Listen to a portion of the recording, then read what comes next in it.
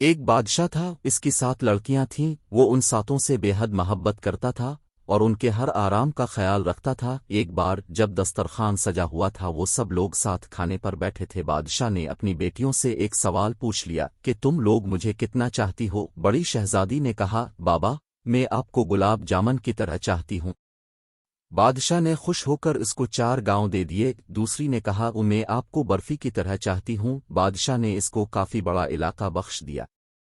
تیسری لڑکی نے کہا، میں آپ کو امرتی کی طرح چاہتی ہوں۔ اس کو بھی بادشاہ نے بہت زمین جائیداد دے دی۔ اسی طرح وہ سب سے پوچھتا گیا اور سب کو مال و دولت ملتی رہی۔ 7ویں لڑکی سے جب بادشاہ نے پوچھا، بیٹی تم مجھے کتنا چاہتی ہو؟ تو اس نے بہت پیار سے کہا، بابا، میں آپ کو نمک کے برابر چاہتی ہوں۔ یہ سن کر بادشاہ کو جلال آ گیا، کہنے لگے، سب مجھے اتنا چاہتے ہیں، تم نمک کے برابر؟ وہ بہت ناراض ہوئے اور چھوٹی بیٹی کو محل سے نکال دیا اور کہا، اب کبھی یہاں قدم نہ رکھنا۔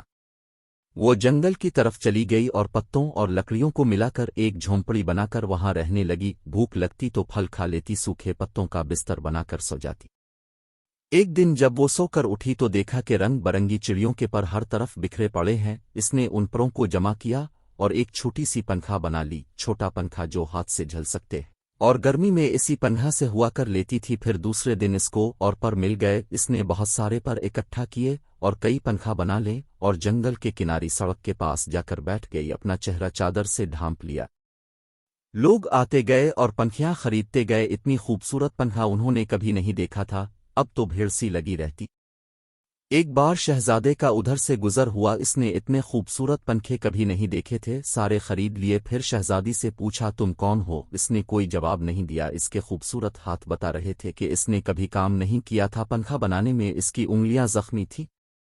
شہزادہ اس کے پیچھے جنگل آ گیا اور جب اس کو پتا چلا کہ وہ شہزادی ہے اور سزا کاٹ رہی ہے تو بہت غمزدہ ہوا۔ وہ اپنی سلطنت پر واپس گیا اور والدین سے سارا ماجرا کہہ سنایا۔ ان لوگوں کو بھی دکھ ہوا اور وہ اپنے بیٹے کی بارات جنگل لے کر آ گئے۔ دونوں کی شادی ہو گئی، مگر شہزادی اپنے والد کو بہت یاد کرتی تھی، وہ خوش نہیں رہتی تھی۔ ایک دن اس نے شہزادے سے کہا کہ وہ اپنے والدین کی دعوت کرنا چاہتی ہے اور ان سے ملنا چاہتی ہے۔ شہزادے نے زبردست دعوت کا انتظام کیا اور بادشاہ کو دعوت دی۔ شہزادی نے کہا، سارا انتظام آپ دیکھیے، مگر اپنے والدین اور بہنوں کے لیے کھانا میں خود تیار کروں گی۔ سارے مہمان آ گئے، کئی دسترخوان ایک ساتھ لگے اور بادشاہ اور شہزادیوں کے لیے اندر انتظام کیا گیا۔ وہ جب کھانا کھانے بیٹھے تو ان کی بیٹی سامنے آ کر بیٹھ گئی، اس نے نقاب پہن رکھا تھا۔